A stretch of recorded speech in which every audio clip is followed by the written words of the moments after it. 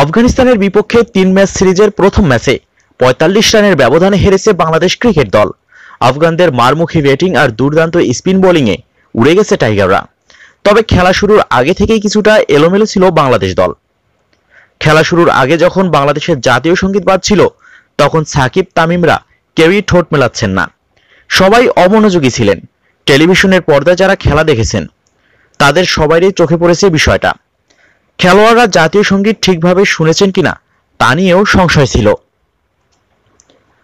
সোমবার বাংলাদেশ ক্রিকেট দলের ম্যানেজার খালেদ মাহমুদ সুজন জানিয়েছেন, মাঠের কেউই জাতীয় সঙ্গীত শুনতে পাননি। এদিকে শুধু প্রথম ম্যাচেই জাতীয় সঙ্গীত বাজানো হবে বলে জানানো হয়েছিল বাংলাদেশ দলকে।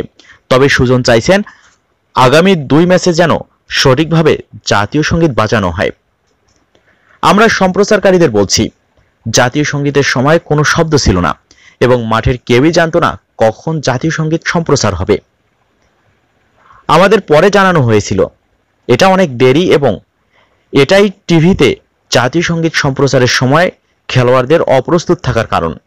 আমাদের বলা হয়েছিল শুধু প্রথম ম্যাচের আগে জাতীয় সঙ্গীত বাজানো হবে, কিন্তু আমি আশা করি পরবর্তী 2 ম্যাচের যথাযথ শব্দ দিয়ে জাতীয় সঙ্গীত বাজানো হবে। এদিকে টাইগার ওপেনার তামিম ইকবালও তার ভেরিফাইড ফেসবুকে বিষয়টি খোলসা করেছেন। তিনি লিখেছেন, টেলিভিশনের দর্শকরা জাতীয় সঙ্গীত শুনলেও খেলোয়াড়রা নাকি জাতীয় সঙ্গীত শুনতে পাননি। কিছু দর্শক রোববার টেলিভিশনে প্রথম টি-20 ম্যাচের জাতীয় সঙ্গীত বাজার সময় বাংলাদেশের খেলোয়াড়দের মুখ দেখে বিভ্রান্তিতে পড়তে পারেন। ঘটনাটা হলো, আফগানিস্তানের জাতীয় সঙ্গীত শোনা গেলেও বাংলাদেশের জাতীয় সঙ্গীত কিন্তু মাঠে শোনা যায়নি।